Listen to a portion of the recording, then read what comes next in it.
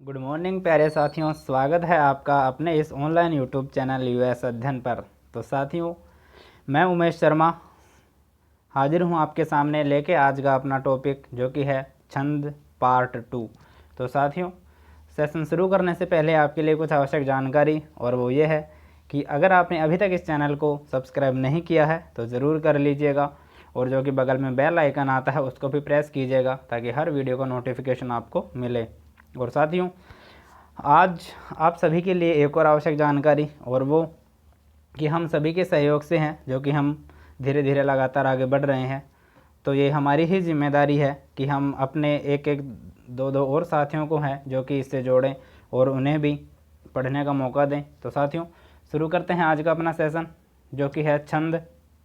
कल मैंने आपको आर्य छंद तक पढ़ाया था। आर्य छंद का एक उदाहरण मैं आज आपके लिए लेकर आया हूँ, इसको आप सोल्व कीजिएगा स्वयं। वो है उद्गलित दर्भकवला मृग्यः परित्यक्त नर्तना मयूरः अपसृत पांडुपुत्रा मुंचन्त्य श्रोणीवलतः। तो इसको आप इसकी मात्राओं के आधार पर है जो कि बताइएगा कि छंद कौन सा है।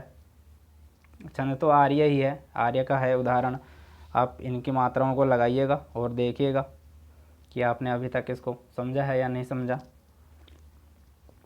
आगे हम बात करते हैं अनुष्टुप छंद, जो कि है आपका वर्णिक छंद है। लिख लेते हैं हम इसके ऊपर। यह है आपका वर्णिक छंद। यहाँ से आपके वर्णिक छंद शुरू हो चुके हैं। तो साथियों, बात करते हैं अनुष्टुप छंद की। इसमें क्या है, तो इसका लक्षण है आपका श्लोके षष्ठम गुरुज्ञेयम सर्वत्र लघु पंचमम द्विचतुष्पादयोरिश्वम सप्तमम दीर्घम अन्ययोः। तो इसके टुकड़े करके देखते हैं हम। श्लोके षष्ठम गुरुज्ञेयम अर्थात श्लोक में, श्लोक के जो चारों चरण हैं उनमें षष्ठम गुरुज्ञेयम जो छठा वर्ण है उसको आप बड़ा जानिएगा, अर्थात गुरु जानिएगा। लिखते चलते हैं अपन, पेंसिल, हाँ जी। जो कि छठा वर्ण है उसको तो आप दीर्घ मानिएगा। एक बार मैं यहाँ से अदृश्य हो जाता हूँ ताकि बड़ी स्लाइड मिल जाएगी हमें। छठे को आप दीर्घ मानिएगा। आगे है सर्वत्र लघु पंचमम, और जो आपका पांचवा वर्ण है उसको हमेशा छोटा मानिएगा, अर्थात लघु मानिएगा। द्विचतुष्पादयोरिश्वम सप्तमम दीर्घम अन्ययोः, अर्थात द्विसरे में और चौथे में, दूसरे में और चौथे में ऋषवम सप्तमम, अर्थात जो कि सातवां है आपका उसको छोटा मानिएगा, अर्थात लघु मानिएगा सातवें वर्ण को। दीर्घम अन्ययोः, अर्थात जो बच गए अन्य हैं, अन्य कौन कौन से हैं, आपका पहला है और तीसरा है, इनमें है जो कि दीर्घ मानिएगा आप किसको, जो कि है सातवां वर्ण। श्लोके षष्ठम गुरुर्गेयम सर्वत्र लघु पंचमम द्विचतुष्पादयोरिश्वम सप्तमम दीर्घम अन्ययोः, अर्थात श्लोक के हैं जो कि चारों चरण हैं उनमें षष्ठम गुरुज्ञेयम, छठे को तो आपको दीर्घ मानना है, अर्थात गुरु मान के चलना है। सर्वत्र लघु पंचमम, और पांचवे को हमेशा लघु मानना है। द्विचतुष्पादयोरिश्वम, द्विसरे में और चौथे में है जो कि आपको छोटा मानना है, किसको, सप्तमम, अर्थात सातवें वर्ण को। दीर्घम अन्ययोः, और जो कि दीर्घ है दोनों में, अन्य में दीर्घ मानना है, अर्थात पहले में और तीसरे में आपको दीर्घ मानना है। और इसके बारे में कुछ आवश्यक जानकारी है वो मैंने यहाँ पे आपको प्रोवाइड करवा दी हैं। हम एक बार पुनः सामने आ जाते हैं। हाँ जी, अनुष्टुप में क्या, हर छंद में ही 4 चरण होते हैं। मैंने आपको कल भी बताया था कि प्रत्येक छंद में 4 चरण होते हैं। अनुष्टुप की बात करते हैं। अनुष्टुप में है जो कि पूरे छंद में, पूरे श्लोक में 32 वर्ण होंगे। 4 चरण हैं तो चारों चरणों में है, चारों चरणों में आपके 8-8 वर्ण हो जाएंगे। तो 8 ये हो गए आपके 32 वर्ण टोटल।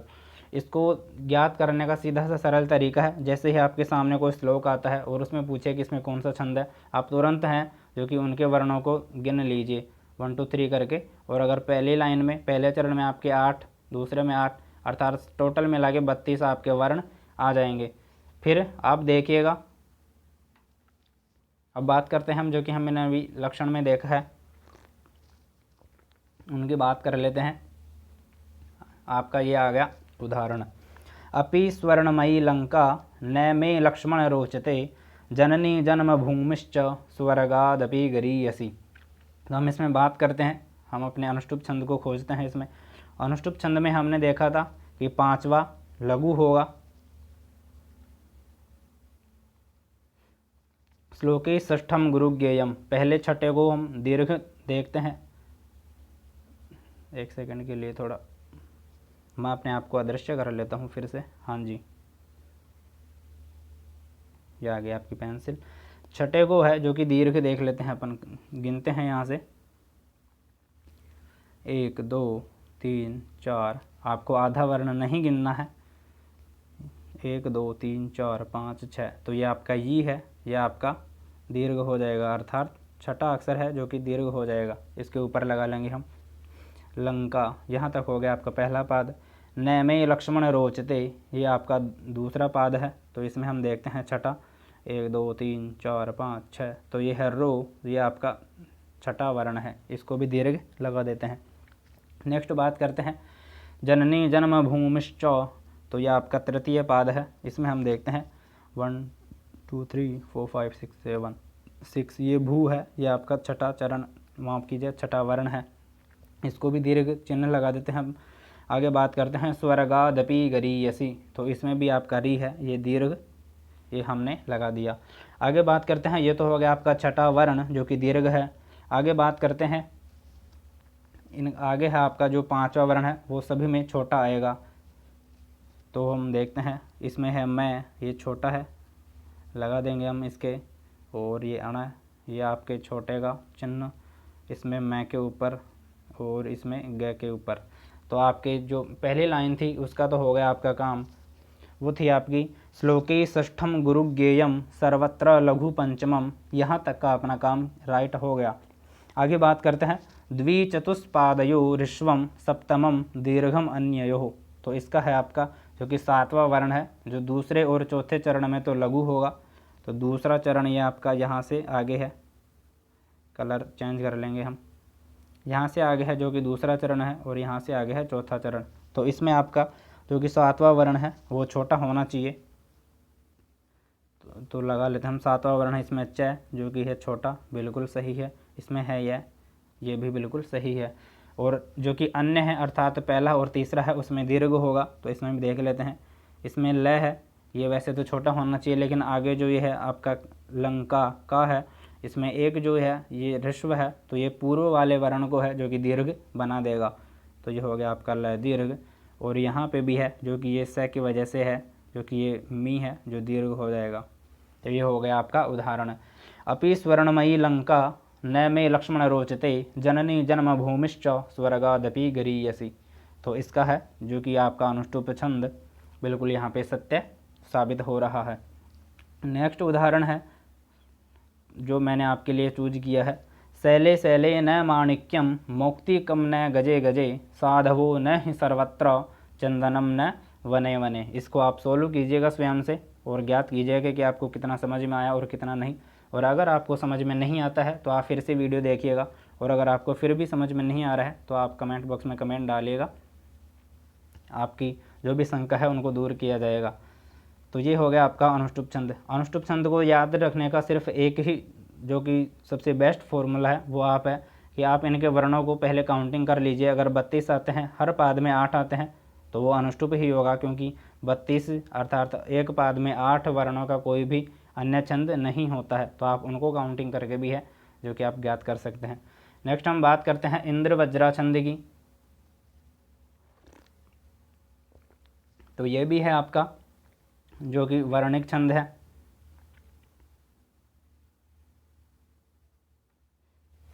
इसका लक्षण देखते हैं, स्यादिंद्र वज्रा यदि तौ जगौगः। स्यात इंद्र वज्रा अर्थात है इंद्र वज्रा कौन सा है, देखते हैं। स्यात अर्थात है इंद्र वज्रा, यदि अगर, तौ अर्थात प्रारंभ में तो तगण आएगा,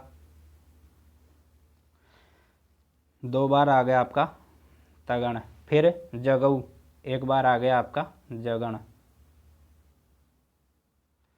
और आगे है गऊ गह, अर्थात 2 आपके गुरु वर्ण आ जाएंगे इसमें, वही आपका इंद्र वज्रा हो जाएगा। स्यात इंद्र वज्रा यदि तऊ जगऊ गह, अर्थात वहाँ पे इंद्र वज्रा माना जाएगा जहाँ तऊ अर्थात 2 बार तो तगण होगा और तीसरी बार है जो कि जगण होगा, और आगे है जो कि 2 वर्ण आपके गुरु माने जाएंगे।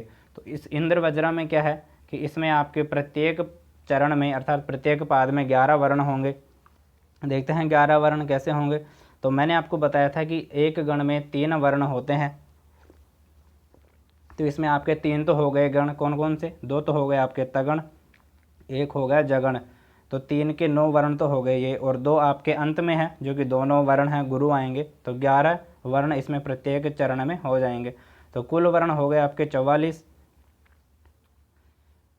आगे हम बात करते हैं इसके उदाहरण का, आप याद रखिएगा। और यति है जो कि पाद के अंत में, अर्थात इनमें जो यति सूचक शब्द थे कल मैंने बताए थे, जलधि, आश्रम, वर्ण, रस, ये नहीं आ रहे हैं, तो इनमें यति है जो कि पाद के अंत में ही अर्थात श्लोक के अंत में ही होगी। बात करते हैं उदाहरण की।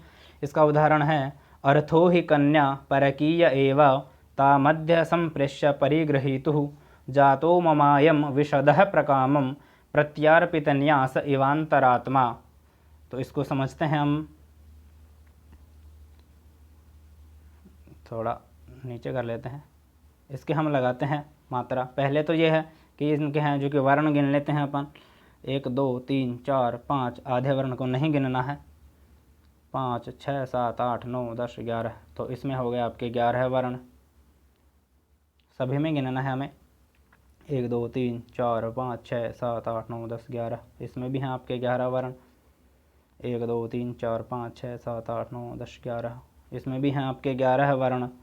और जो कि 1 2 3 4 5 6 7 8 9 10 11, अर्थात चतुर्थ लाइन में भी आपके 11 वर्ण है, अर्थात 11 वर्ण है। तो ये है इंद्र वज्रा तो है ही। हम बात करते हैं जो कि मात्राओं की, जो कि गण हैं उनको भी देख लेते हैं। तो आपको 2 तो मिलेंगे तगण और 1 मिलेगा जगण और 2 गुरु वर्ण। तगण का अर्थ है ताराज, ताराज अर्थात 2 तो आपको दीर्घ चिन्ह लगाने हैं और 1 आपका लघु, फिर 2 दीर्घ और 1 लघु, ताराज। तो हम देखते हैं अर्थ ए वैसे तो छोटा ही होना चाहिए, मैं अदृश्य हो जाता हूँ, आपका वैसे तो ए जो कि लघु होना चाहिए, लेकिन जो आगे रह है वो आधा है, तो उस ए को है जो कि वो दीर्घ कर देगा। लगाते हैं इनके मात्रा। ये हो गया आपका ए दीर्घ, थ है इसमें ओ की मात्रा दीर्घ ही छोटी है, तो यह आपका छोटा हो गया। आगे दोबारा भी ताराज अर्थात दूसरा तगण, क है आगे न आधा है, तो क को हो जाएगा दीर्घ या दीर्घ, और प है उसको छोटा। आगे है जो कि आपका जगण है, जगण का अर्थ होता है आपका जयभान, अर्थात 1 छोटा फिर बड़ा, 1 छोटा फिर बड़ा फिर छोटा। तो इन देखते हैं र छोटा, की बड़ा और यह छोटा। अब आगे है एव, तो हमारे जो उसमें लक्षण में था कि आगे के हैं जो कि दोनों वर्ण गुरु आएंगे, और इसमें गुरु आपको दिख रहा होगा कि ए है वो तो गुरु आ रहा है, लेकिन वह है जो कि ऋष्व आ रहा है हमारे यहाँ। तो साथियों इसमें है जो कि एक आप नोट करके लिख लीजिएगा इसको, एक नियम होता है इसमें कि अगर अंत वाला वर्ण जो कि अगर छोटा आ जाए मात्रा में तो उसको दीर्घ मान लिया जाता है,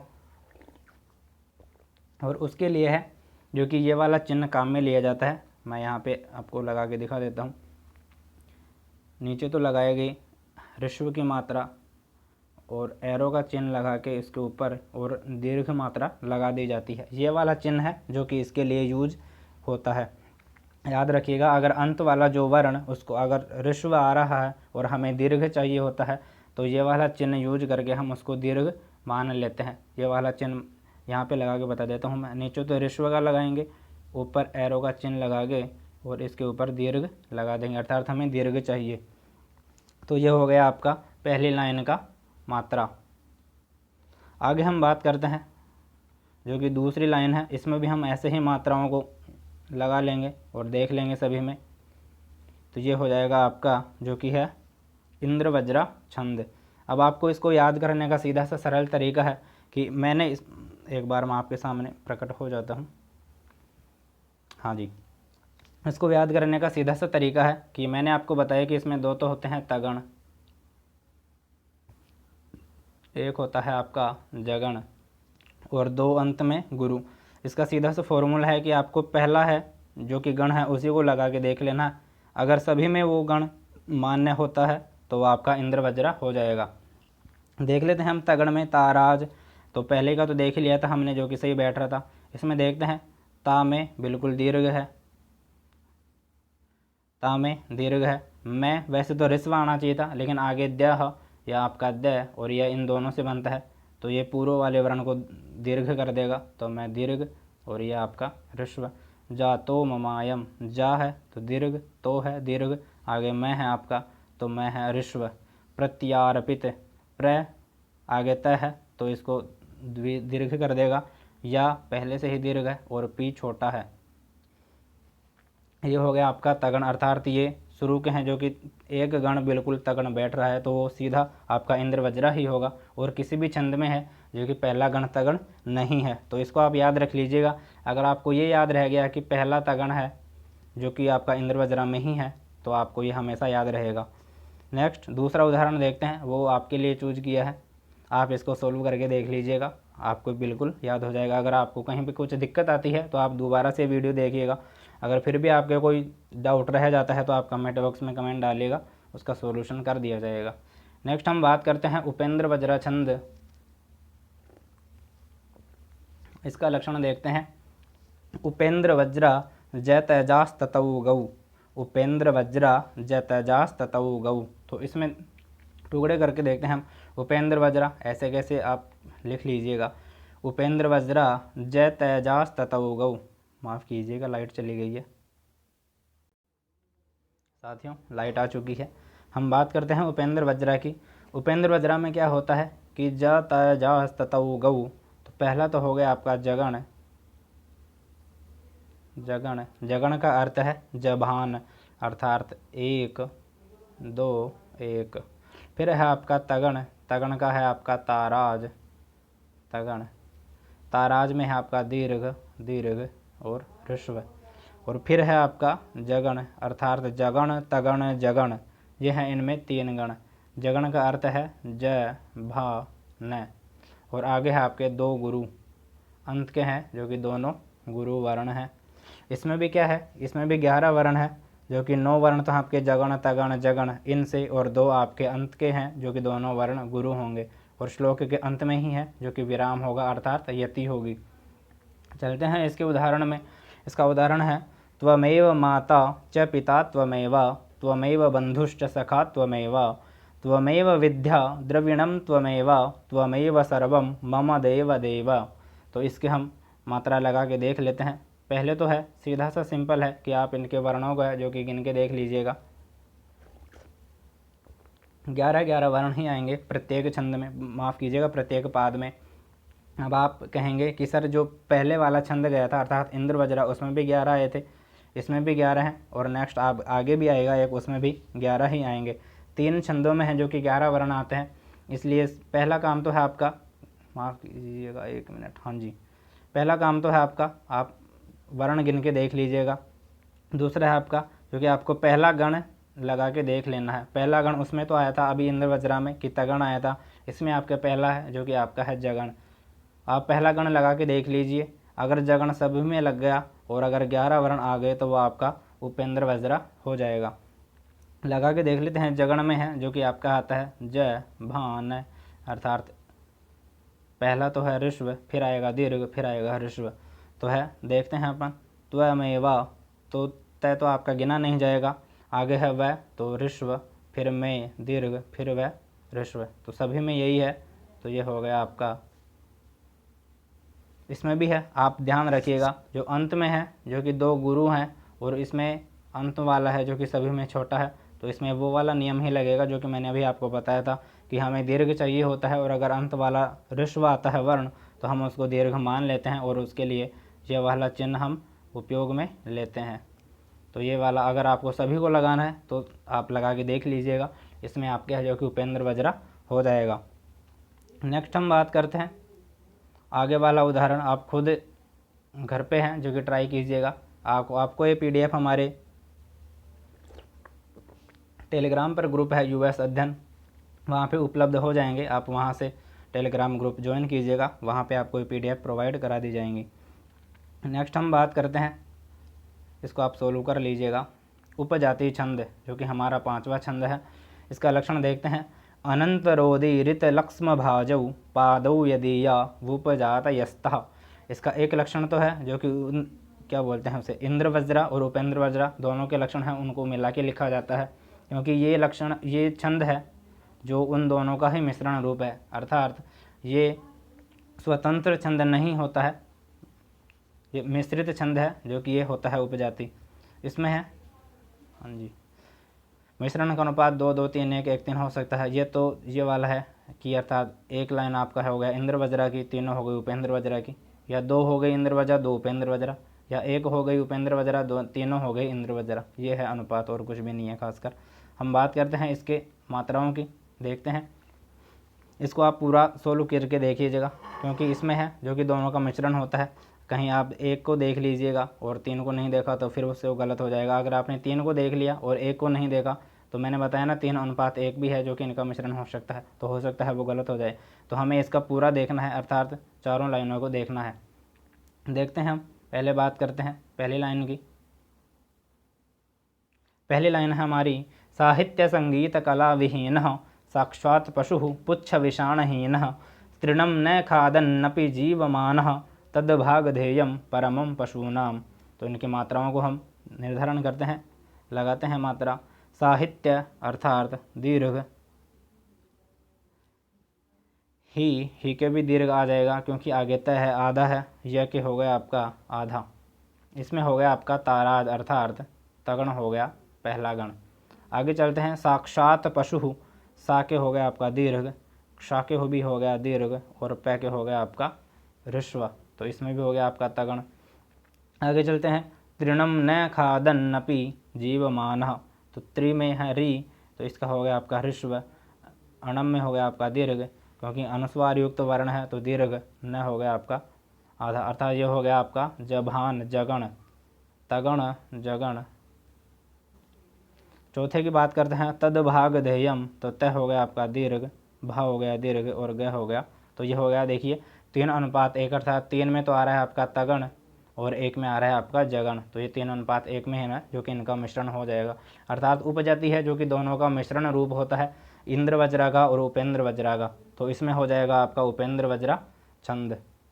उपेंद्र वज्रा नहीं, माफ़ कीजिएगा, उपजाति है जो कि दोनों का मिश्रण होता है, इसमें हो जाएगा आपका उपजाति।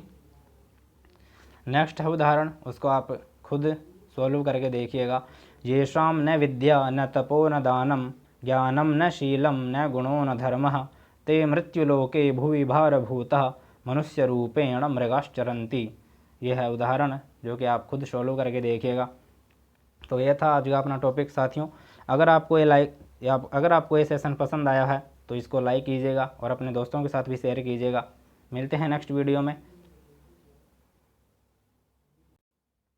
उसके पहले आपके लिए एक खास जानकारी साथियों, हमारा ये जो US अध्ययन चैनल है, ये धीरे धीरे लगातार आगे बढ़ रहा है, और ये ऐसे ही आगे बढ़ता रहेगा अगर आप अपने साथियों को, जो कि 1 या 2 साथियों को प्रतिदिन इससे जोड़ते रहेंगे, तो हम धीरे धीरे आगे निकलते चलेंगे। तो साथियों,